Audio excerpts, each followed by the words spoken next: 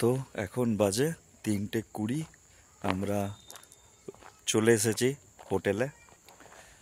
হোটেলে মানে আমাদের আজকে যেখানে রাত্রিবাস, ভৈরাবানি ইকো রিসর্ট।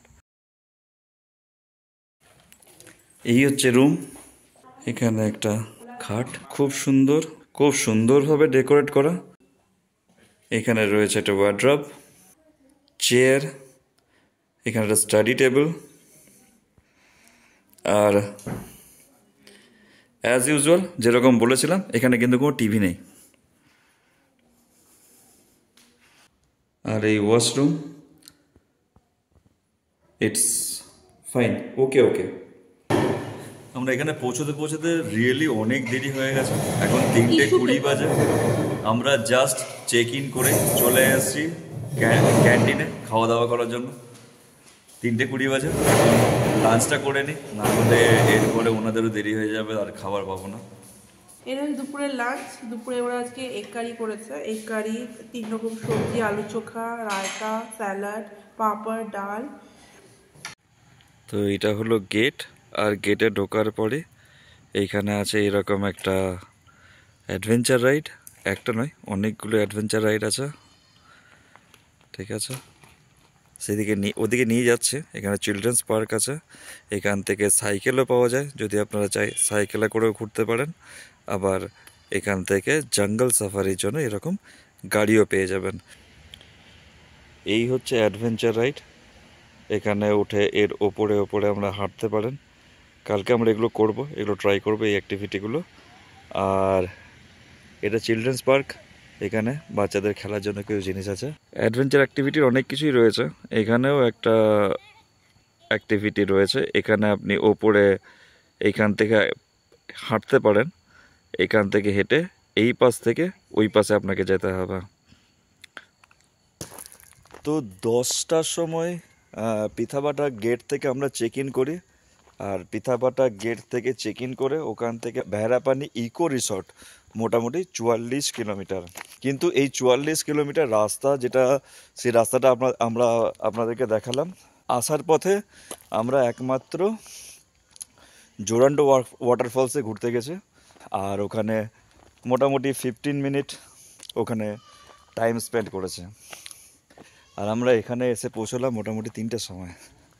তো 10টা থেকে 3টে পর্যন্ত প্রায় 5 ঘন্টা সময় লাগলো এই 44 কিলোমিটার অতিক্রম করতে।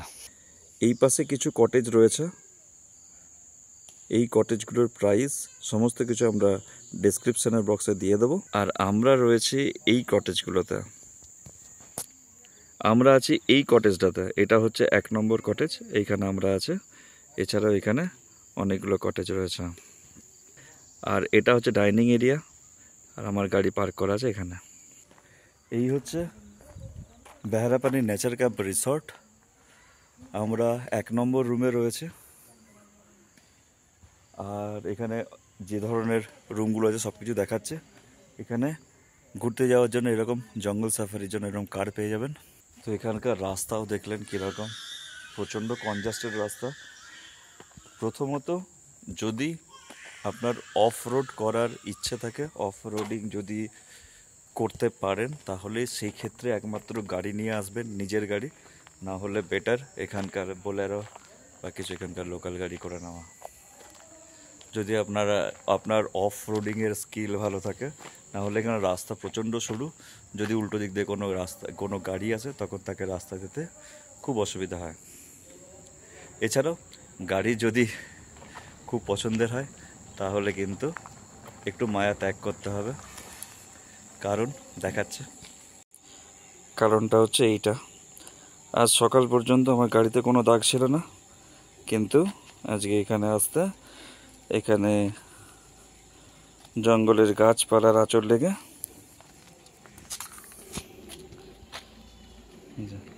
এখানে আসতে গিয়ে এখানকার জঙ্গলের গাছপালার আঁচড় লেগে এই অবস্থা হয়েছে। দাগগুলো আমার মনে হয় স্পষ্টভাবে ভিজিবল হচ্ছে। তাহলে যদি অফরোডিংয়ে করার ইচ্ছে থাকে আর যদি গাড়ির মায়া বেশি না থাকে, তাহলে নিজের গাড়ি নিয়ে আসুন। এমনি নিজের গাড়ি নিয়ে আসতে পারেন, কোনো অসুবিধা নেই। সেফ, ফ্যামিলি নিয়ে আমি এলাম, সেফটি নিয়ে কোনো অসুবিধা নেই। কিন্তু হ্যাঁ, আরেকটা হচ্ছে অফ রোডিং স্কিল। রাস্তার একদিকে খাল, একদিকে পাহাড়, আর রাস্তা বেশ খাড়াই কিছু কিছু জায়গায়। তো সেই রাস্তা, সেই খাড়াই রাস্তা দিয়ে আপনাদের যেতে হবে।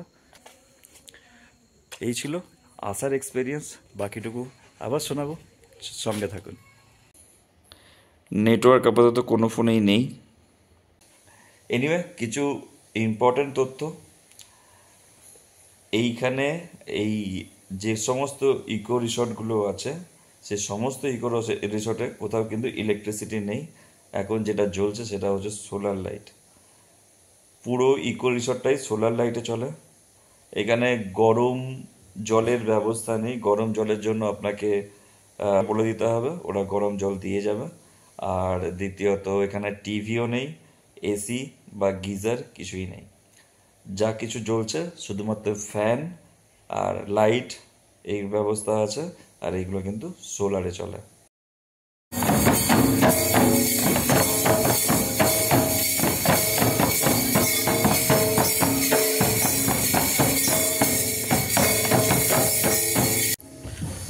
Good evening.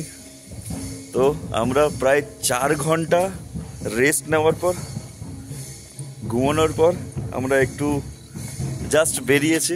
এখন ক্যাম্পাসের মধ্যেই আছে, এখানে একটা নাচের প্রোগ্রামের আয়োজন করা হয়েছে। তো আমরা এখন সেই নাচের প্রোগ্রাম দেখতে যাচ্ছি।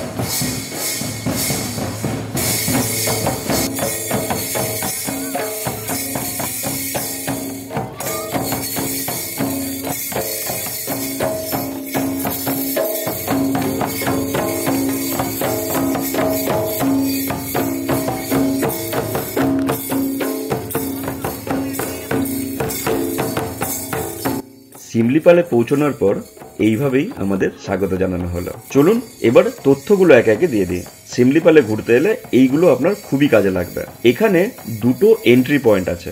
যোশীপুর হয়ে এলে খয়েরি নিবাস ক্যাম্প সাইট গেট থেকে আপনাদের এন্ট্রি করতে হবে, আর বাড়িপাদা হয়ে এলে পিথাবাটা গেট দিয়ে, যেভাবে আমরা এসেছিলাম। যদি আপনারা ডে ট্রিপ করেন তাহলে এই গেট থেকেই পারমিট করিয়ে নেবেন। আর যদি রাত্রে থাকার জন্য ইকো কটেজ বুক করতে চান তাহলে ওটিডিসির রেজিস্টার্ড ওয়েবসাইট ecotourorissa.com থেকে বুক করে নেবেন। Link is in description. এখানে সর্বসাকুল্যে 8টি কটেজ এবং 4টি সুইট আছে। কটেজের ভাড়া 4,500 টাকা প্লাস জিএসটি, আর সুইট 5,000 টাকা প্লাস জিএসটি ফর 2 অ্যাডাল্টস। বাচ্চাদের জন্য জনা প্রতি 1,000 টাকা করে per night without extra bed. Breakfast, lunch আর ডিনার কমপ্লিমেন্টারি। এছাড়াও এখানে গাইড নিয়ে এলে তার থাকা এবং খাওয়ার জন্য আপনাকে আলাদা করে পেমেন্ট করতে হবে। এখানে এন্ট্রি ফি 100 টাকা করে পার ডে। যদি আপনারা ডে ট্রিপ করেন তাহলে 100 টাকা পার ডে হিসেবে চার্জ করা হবে।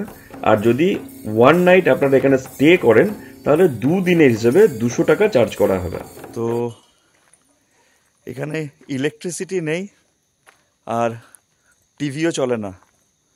তো আমার কাল থেকে সন্দেহ হচ্ছিল যে টাইম পাস করব কি করে। দিনের বেলায় না হয় ঘুরে বেড়ালাম, এদিক ওদিক গেলাম, সন্ধ্যাবেলায় কি করব।